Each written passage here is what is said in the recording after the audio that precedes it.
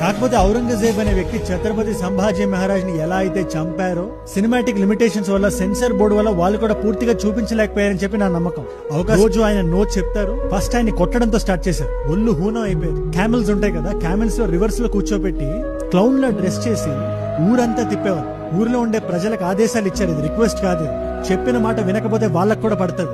శంభూరా ఇట్లా వస్తారు, అతన్ని మీరు రాళ్లతో కొట్టాలి అని జనాలతో రాళ్లతో కొట్టించారు. అతను సూదిగా ఉండే ఐరన్ పాయింట్స్ ఉంటాయి కదా, వాటిని కాల్చి అతని కనుగుడ్డలో తోశారు. 2 కళ్ళు లిటరల్ గా పీకేశారు. మళ్ళీ వస్తారు, మళ్ళీ అదే క్వశ్చన్ అడుగుతారు, నీ మతాన్ని వదిలే, నన్ను నీ రాజులా ఒప్పుకో.